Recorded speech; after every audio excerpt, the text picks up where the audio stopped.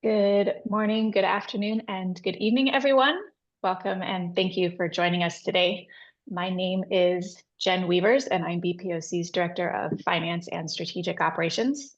With me today is BPOC's CEO, Nick Honeysett.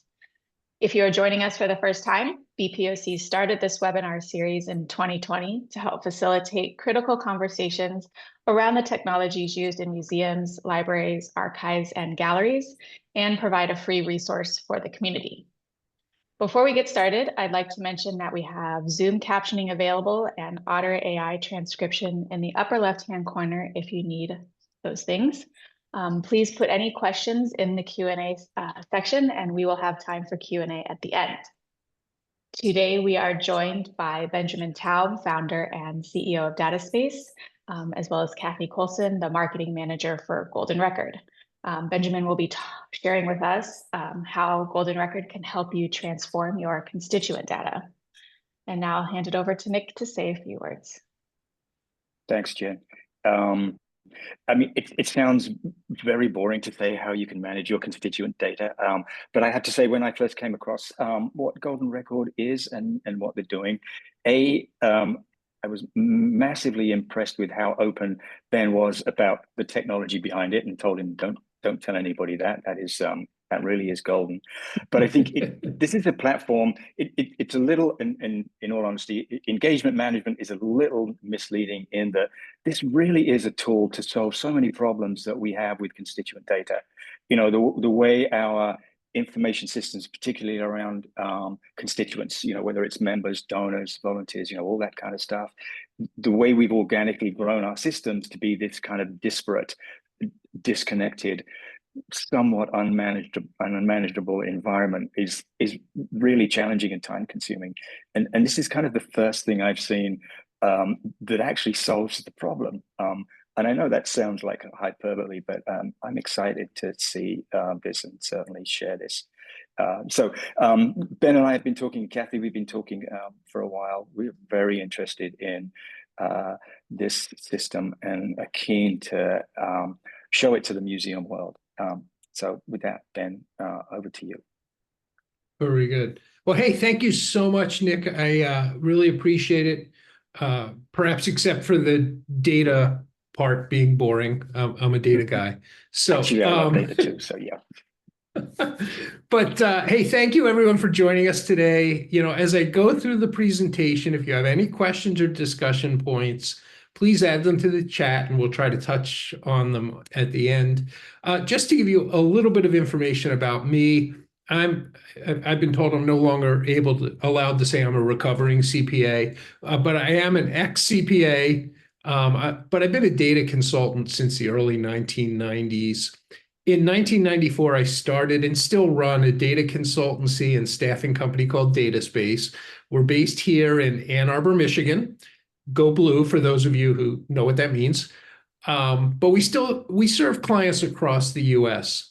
Now, along the way, I co-authored 3 books on data warehousing, which is a technique for gathering and structuring data for analysis.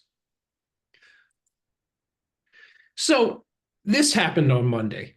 And while it relates to a business, not a museum, it speaks directly to today's conversation. On Monday, Cherry Republic, a great Michigan company, by the way, mailed my house not 1, not 2, but 3 copies of the same holiday catalog. And while they got the addresses right, they got a few things wrong. First of all, they didn't realize that Jane and I are married and only need 1 copy of the catalog. And somehow they didn't realize that Susan is totally unrelated. She's actually someone in Kansas City that we shipped a gift to years ago. She did a favor for her son, who was working at the U.S. World War I Museum out there at the time, and we wanted to thank her. I'm pretty sure that she doesn't live in our house here in Ann Arbor. So assuming that we're not the only one of their thousands of customers with similar experiences, ask yourself, what did this cost this business? Sure, they're going to incur 3 times the printing and mailing costs, but also, what does it say to their customers about their attention to detail? Even my wife commented on that. Now, Cherry Republic's a successful company. They have marketing dollars. In museums, our budgets are much tighter. We have to be careful with our dollars and our reputations. So here are some problems that museums have with their customer data. And we're going to ask in a moment if any of these apply to you. Are you like Cherry Republic? Are you mistakenly sending the same mailings or emails to the same people multiple times? Do you have duplicate records for certain members or donors? Do you ever have to manually type information about new members into your CRM system, even though it's already in your membership system? When you look up a constituent in your development system, your membership system, and your CRM system, does each system contain different email addresses, different phone numbers, maybe even different names? Are you storing data about special event attendees in spreadsheets? And if you are, do you know where these spreadsheets are? And are you using the data they contain to do anything more than just invite the same people to the same event next year? Do you know that you got to do something to clean up your data, but you keep pushing it back because there's always another fire to put out? I think we have to face the fact that museum data is really dirty. And in a way, this kind of makes sense because, frankly, much of the data that comes into any organization is dirty. Names are misspelled, email addresses are invalid, et cetera, et cetera. But museums are at a huge disadvantage when compared to corporations because in museums, we don't have the time or the money to dedicate to keeping our data clean. What I'm going to propose today is that the solution to data quality problems might be to just take data quality off your plate, automate it, and automate the paths for clean data to get back to the places where you need it to be. So, Nick, do you want to put up that survey we were talking about? I do. You should be seeing that now. Trust in data. So people should, select the ones that apply to them. Please select, check all that apply.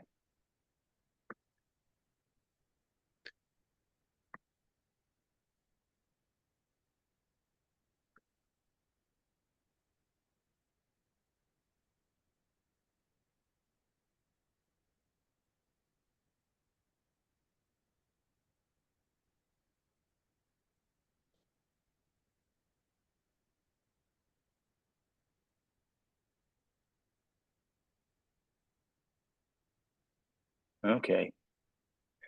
Everybody has members with multiple records in their membership system. Okay, that's certainly getting the 100% mark. Okay, so we see pretty much all those things apply. The lowest is we accidentally send the same multiple emails, and I think because there's a lot of manual intervention to make sure that doesn't happen, because that really is that is a real problem. Okay, it's interesting, Nick, when you say that, because it may actually be happening and people aren't aware of it. That's true. Yeah. In fact, I've heard of situations where members have actually dropped their membership in organizations because they were so frustrated by getting these multiple. Yep. Yeah. I've seen it here. Okay. So I'm glad to hear that this resonates with people. Our museum data quality efforts spun out of a project that we did for the Henry Ford, which is the largest museum here in Michigan. It's in Dearborn, just outside of Detroit. If you get a chance, go to Detroit. It's a really cool place now. Maybe not a while ago, but now it's very cool. Back in 2018, management at the Henry Ford realized that to build strong relationships with their constituents, they had to know their constituents. And they didn't need to know them as a generic group, but as individuals. It's not enough to know that 65% of our visitors are interested in automotive topics and 45% are interested in history topics. We need to know who they are. We need to know which ones are members and which ones aren't, what programming appeals to each, which are donors and which are, let's call, future donors. But how do you do this when your knowledge of each person is spread across different systems throughout the institution? You see, here's where the Henry Ford started. We actually called this the chaos diagram. Each blue box represents a system at the museum, and each green box represents a person or group who gets access to that data. They used Seriousware for ticketing and membership. They used Blackbaud's Razor's Edge for development. They used Stripe for retail. They had call center software. And they had a lot of spreadsheets with data about the attendees of special events. This chaos led to a ton of inefficiencies and shortcomings. And here's one example. One day, a major donor called with a complaint that was logged in the call center software. That same donor called again the very next week with a different complaint, which was also logged in the call center software. So clearly, this donor is unhappy. Now, later in that second week, a development official, completely unaware of those complaints, called the donor to solicit a new donation. I think you can have a sense, you can imagine how that call went. Now, what caused this? Look, the museum had the data, the records were there in the call center software, but no one could see it all. It was in separate silos. There was no one place to find everything that they knew about each constituent. And if I can't find all the information we have about each constituent, how do I build relationships with each constituent? How do I get to know them, what they like, and how they engage with us? So they wanted a 360-degree view of each of their constituents. But on top of that, the museum also wanted analytics. They wanted to track engagement and the drivers of engagement. They wanted to understand the journey a constituent goes through during the lifetime of their relationship with the organization. And, based on that past experience, how they could encourage constituents to take the next step in their journeys. The museum wanted to be able to plan staffing based on attendance trends. And their CFO, who's now their COO, is a data guy. He wanted charts, he wanted dashboards, he wanted to be able to filter through his data to figure things out. In other words, rather than just collecting this data, they wanted to analyze it and they wanted to use it. So to address their data issues, they considered a couple of solutions. They could purchase a new CRM to interact with constituents and build a data warehouse to analyze their data. Or they could migrate to an all-in-one museum management platform like Tessitura or AllTrue. And let's start with that, with the possibility of moving to an all-in-one museum management system. The museum frankly was happy with their best-of-breed tools that they had for ticketing, development, and other tasks. Replacing these with an all-in-one platform was not only going to entail a huge cost, but they were also going to have to face the risk that new all-in-one portion of the ticketing portion of that new all-in-one system wasn't going to perform as well as the ticketing system they already used. So they didn't want to face those costs and those risks. So a new museum management system was out, and a new CRM system along with a data warehouse seemed like the way to go. At that point, because of my background in data warehousing, an analyst at Gartner, which is a tech advisory firm, recommended that they talk to me. We worked together, and the ultimate result was a new Microsoft Dynamics CRM system and a centralized database that we called, and we still call it, the Data Hub. This Data Hub gathers all the disparate data, cleans it, deduplicates it where necessary, matches it across systems, and then creates a golden record that holds the best, most up-to-date information for each constituent. Then the hub sends this clean integrated data back to the systems that need it, like Razor's Edge and the new CRM system. It also supports analytics, so managers can have dashboards and analyze trends. In the end, they feel they have closer connections with their donors and their members, and they saw a 25% increase in membership. In other words, they're engaging better. Now, just like the Henry Ford, most museums have disconnected systems. Each of these systems has snippets of constituent data. And let's not forget that constituent data likely also exists in spreadsheets, like the ones I had at Henry Ford for event attendees. And those spreadsheets are scattered across the organization. Now, to add even more complexity, what happens when a constituent's data changes? For example, what happens when a member calls to say that they have a new email address? Yeah, that new email address may get logged into the membership system, but how does it find its way to the other systems like development or the email marketing system? These systems rely on up-to-date contact data.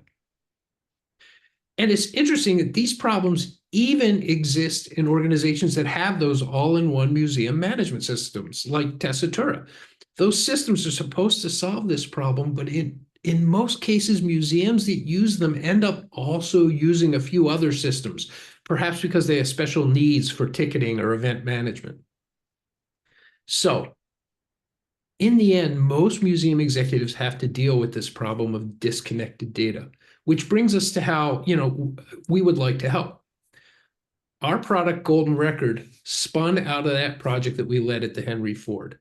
With Golden Record, what we're trying to do is we're working to give all museums, large ones and small ones, the same kind of data integration and data quality that for-profit companies today take for granted. In other words, with Golden Record, we can help you solve your data quality problems. So here's a path to solving museum data quality problems, and it's the path that we've chosen to follow with Golden Record. First, if you adopt Golden Record, first, let's copy key data from your systems into a central database in the cloud. People are still having trouble understanding what the cloud is, but we're copying your data to a central database in the cloud, and let's call this database your data hub.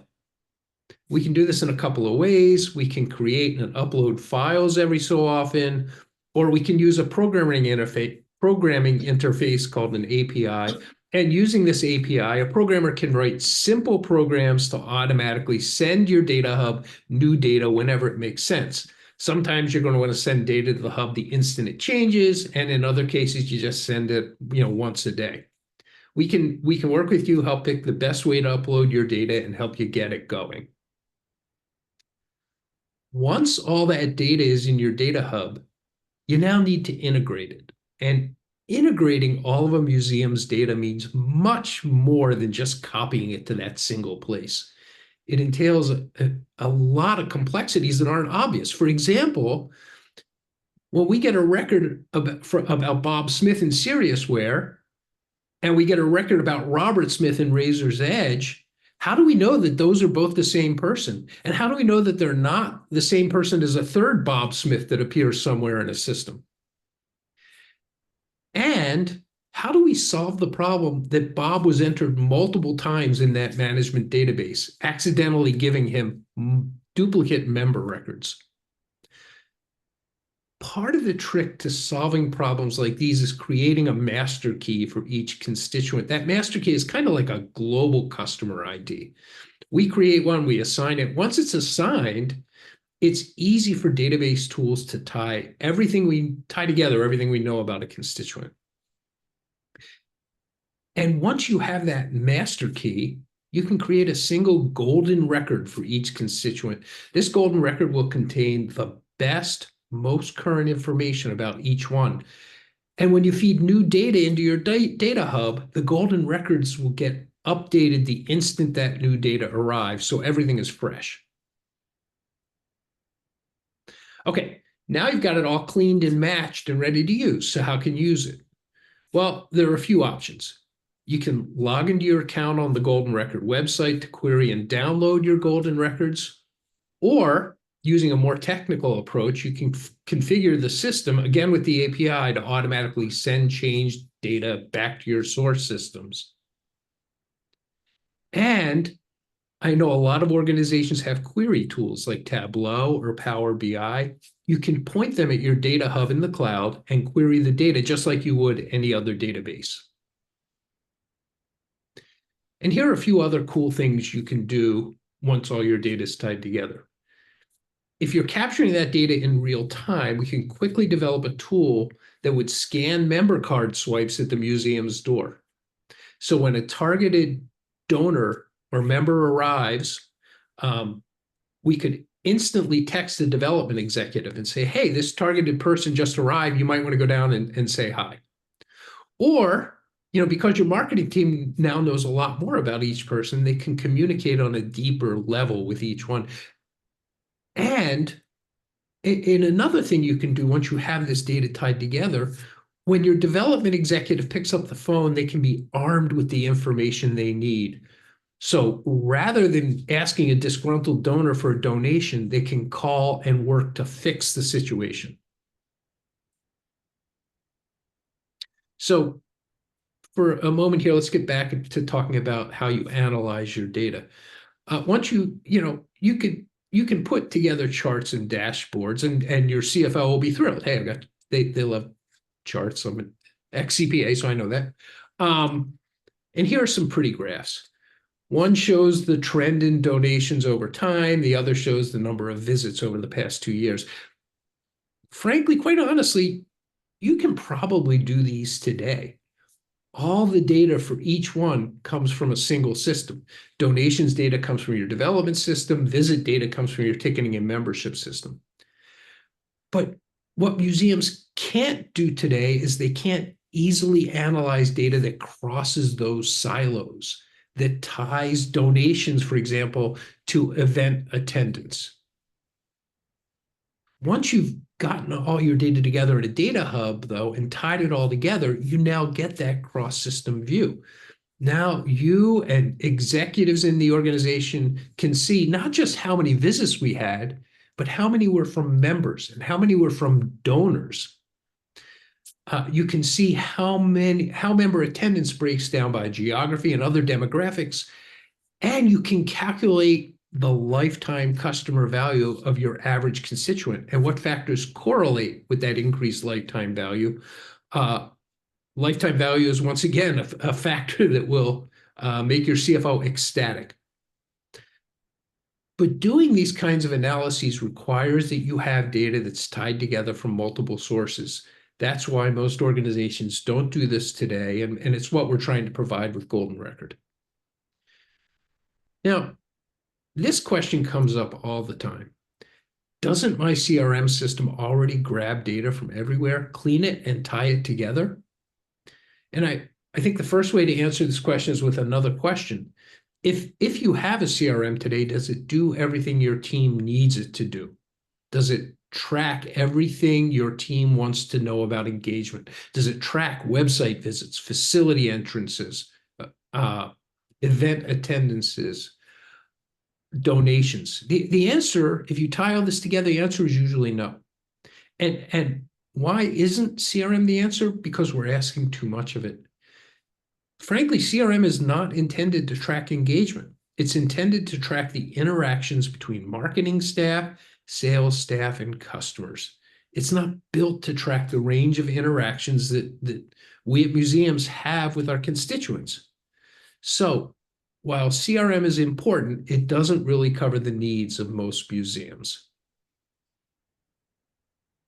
Now, if you adopt Golden Record, here's how the process works. We meet with your team to understand your organization and its goals, and to discuss all the places where your constituent data is hiding, and then to set some priorities. We then build the interfaces between your data and your organization's data hub on the Golden Record system in the cloud. Specific individuals in your organization are given access to log into your data hub. And then we can work with you to build analyses that you need to address your specific situation and your initiatives. That's largely the end of my prepared presentation. Are there any questions? And if there aren't, I have some prepared questions, but let's start. Are there any questions?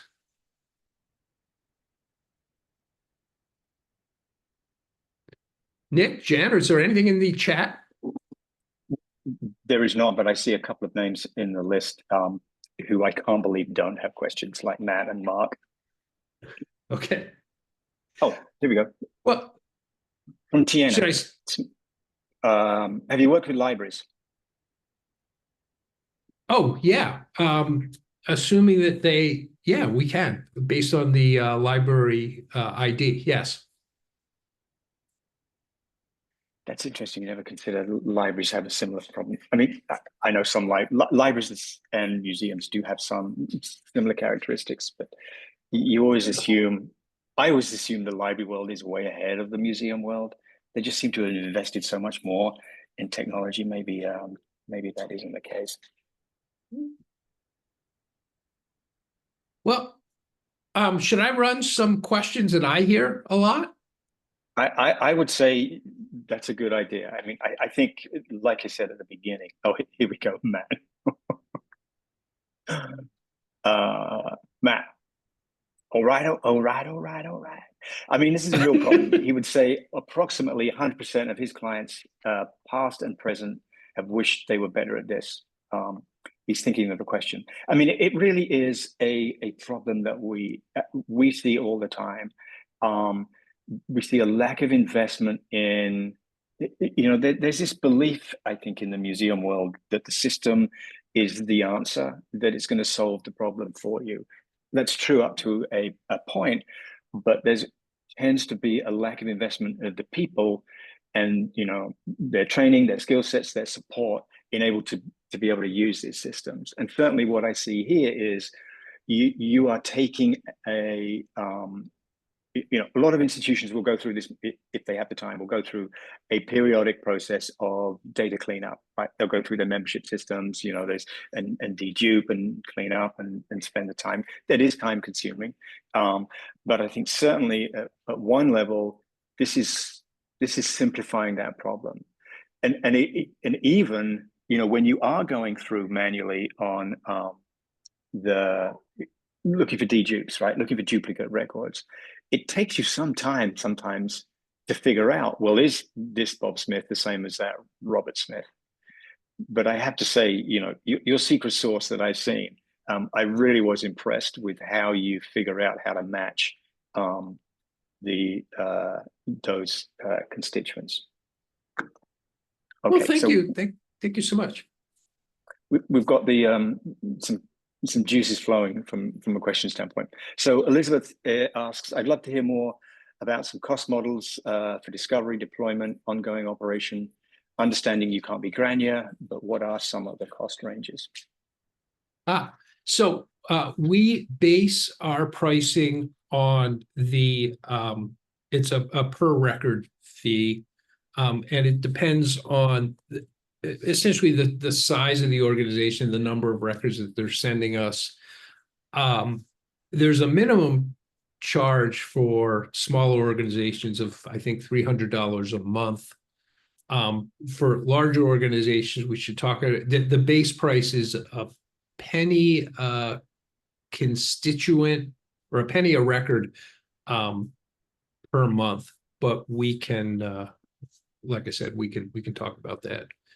And that actually gets to our, and on top of that, there's also a few costs to get the system implemented, and we can work with you on that. It gets to the question of, do we have a free trial? And my notes say I never thought anyone would ask, but yes, we are a startup, it's quite obvious. And as such, our number one goal right now is to get folks on the platform and build some success stories. So we're offering free trials to our early customers. If you're contemplating giving it a shot, reach out, let's talk, and we'll work through the pricing. Michelle has a question about security. If it's in the cloud, protection in place for proprietary, and personal information. Sure.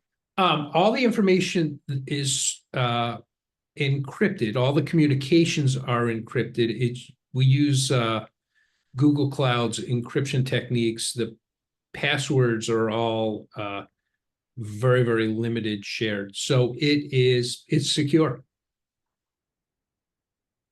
And the perennial question from Tiana, how would I justify this purchase if you already have a CRM?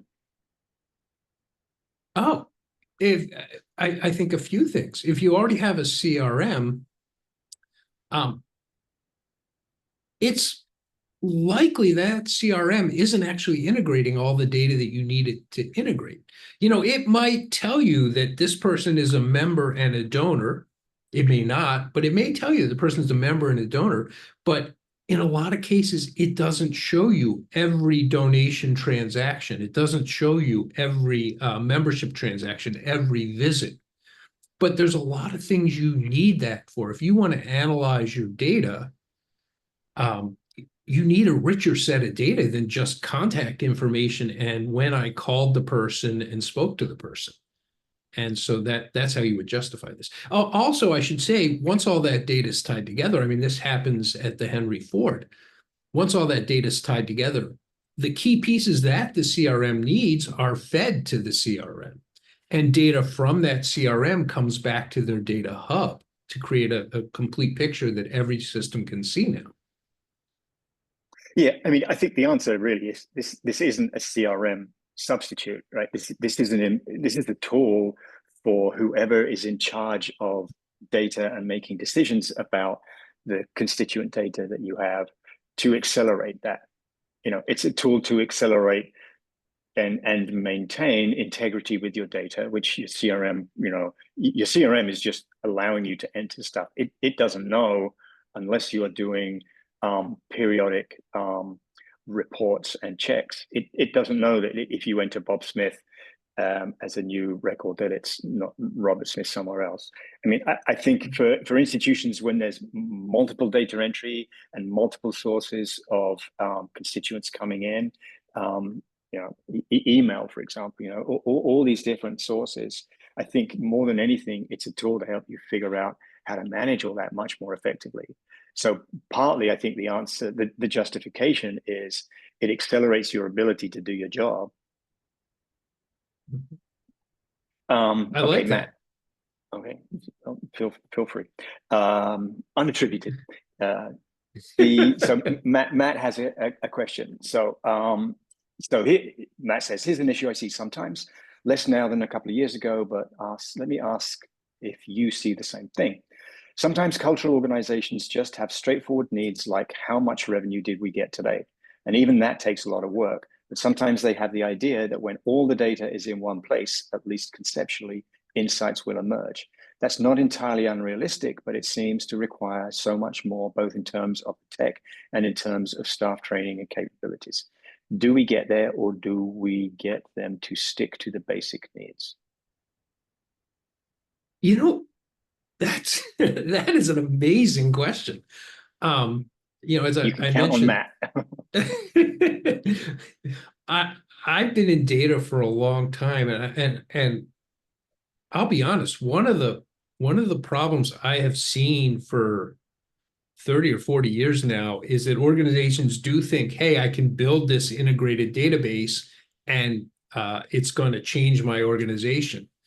And, I'll ask the question, well, how is it going to change your organization? And executives will say, it'll make us more data driven. And I'm not exactly sure what that means, but the point that we eventually get to is, yes, it's important to tie all this data together, but it's also important to start with a picture of what you're going to do with it when it's together. For example, hey, now that we have all this data together, we're gonna modify our monthly email campaign to make sure that emails of people in different zip codes are going out to different emails going out to people in different zip codes. That's going to be something we're going to try to accomplish.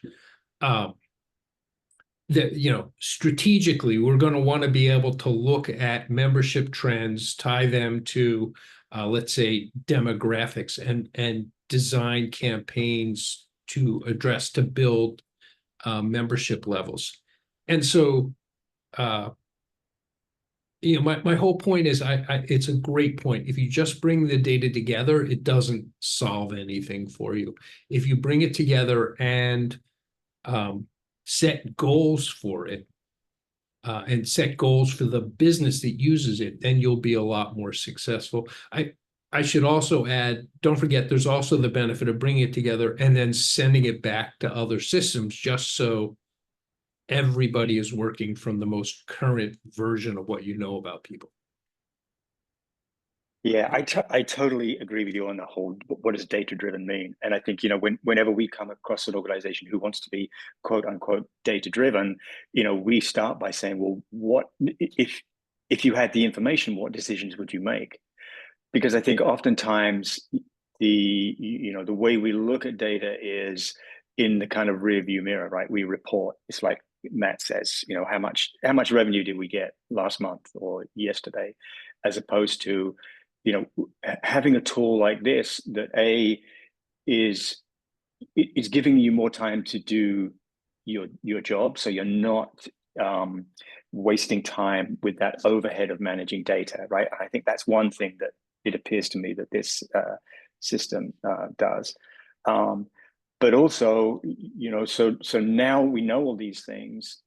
What are we going to do with it? And I think that's a cultural shift, because oftentimes it's really hard to address with data those gut assumptions that a lot of people in museums and trying not to be specific, have. This is the way we've always done things. This is how we do it. But when you are empowered and you have more time, what are your options? I had we're in Balboa Park, right? A small data story, and which is home to San Diego Zoo Global. The park has 30 cultural institutions, and the zoo is by far no pun intended, the 800-pound gorilla. Huge budgets, huge investment. They now have pandas. Nothing can stop them.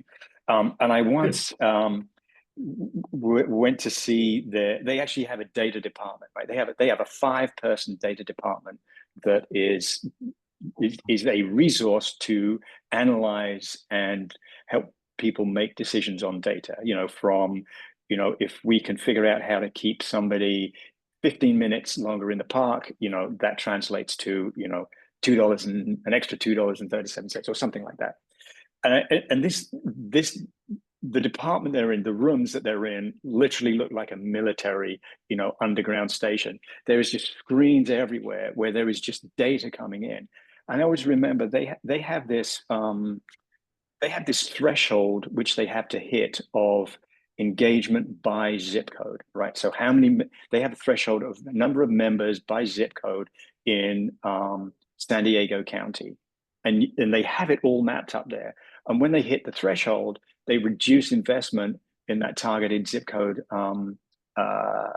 marketing and move to the next, the kind of lowest kind of insertion on their list. It's a phenomenal operation that they have. And I know the only reason they can do that is they have multiple constituent data coming in, and they are centralizing it. And I think they built their own custom system. But it seems to me that things like that you can start doing when you are empowered and when you have trust in the data that you have. Yeah. Well, you're quite right, Nick. And I think there's another small point here, and that is, if you're not talking about artificial intelligence today, you will be within the next 5 years. And once you make that jump to AI demands a set of clean, integrated data to work from. So, hopefully we're hoping, we're helping organizations prepare for that next leap, into AI and predictive analytics and running your museum based on accurate predictions of what's going to happen down the road. Right. Any more questions from that folks have? I know you have some, Ben. Maybe we should take a look at some of those. Well, okay, I'll pop through a few. Isn't Golden Record just for large museums like the Henry Ford? The truth of the matter is as museums grow, they start to use, just like any organization, they start to use more systems, and they also start storing data in a sea of spreadsheets. In the end, if you're a smaller organization and you have everything in one place and it's easy to track, worst sales pitch in the world, you may not need us. But once data starts getting spread out, Golden Record can be a massive help, even for smaller organizations. The question I love to answer is what's with the dog? And honestly, early on in our development path, I asked Kathy, who's our marketing manager, and I think people notice she's on the call with me today. I asked her to develop a campaign showing groundhogs or chipmunks or something like that, integrating data. Kathy quickly realized that was a pretty bad idea, but she came back with the dog. He's a golden retriever, and his name is GR, which is the same as the initials of our product, Golden Record. But here's where it really gets good. Playing on that dog theme, we're planning to mail a real live puppy to each person who attends today's webinar. So when we're done, please contact us and let us know your mailing address. Be careful what you offer. A puppy is not just for Christmas. And I don't know how the U.S. Postal Service is going to react to puppies in the mail, but we'll find out. Cross that bridge. I think we talked about, is it a CRM and AI? We've talked about that too. So I didn't come prepared with any other questions. No, this is great. If we've answered the questions to the attendees, there's no need to go the full hour. The gift of time, I think, is always welcome. I'll give one last shout to any other questions from anybody. Oh yeah. Elizabeth asked, how long was the implementation journey at Henry Ford? The Henry Ford was relatively long. Now, keep in mind, they were pre-Golden Record. So most of the time that we spent there was actually on building an integration engine. Henry Ford originally took, I think it was just over a year to get their initial implementation. With Golden Record, if we had this capability in place, it probably would have taken, I'm guessing, about 3 months. Because a lot of that, there were a lot of systems, and a lot of that year was spent figuring out exactly how do you tie things together. Okay. Well, if there's nothing else, I am going to make a shameless plug. We talked about AI, and a shameless plug. I'm joining a series of AI discussions, 3 discussions with Terentia, who are a digital asset management vendor, and Catherine Devine, who you may remember from Microsoft. She's now retired. And we've brought her out of retirement to talk about AI in the context of the burgeoning AI in museums and how they might be, how museums should think about the effective implementation and consideration of AI. I put a link in to sign up. You'll find a lot more information there. There's 3, these are free webinars. There's 3 of them in January. One is about building a foundation, a lot of focus on ethics, cultural sensitivity, and data privacy for the second one. And then looking at how AI is being used outside the sector and how it can inform museums. So that's a shameless plug for that. We'll be back in the new year with some more dreaming series. We're going to continue to tackle AI. We're also going to be looking at ticketing and membership as well. So appreciate everyone. I know we're wrapping up the year. People are looking to get out of their roles and spend some time with their family. Jen, anything from you? No, that's a no. Okay, so that's a wrap. Ben, Kathy, really appreciate it. I highly encourage you to take Ben's offer of a free trial. He's seriously looking for help in tailoring this product to meet broad and specific needs. So now is the time to take advantage of that. And with that, I'll say goodbye. Happy hump day. Have a wonderful Christmas, everyone. Thank you, everyone. Take care. Bye-bye.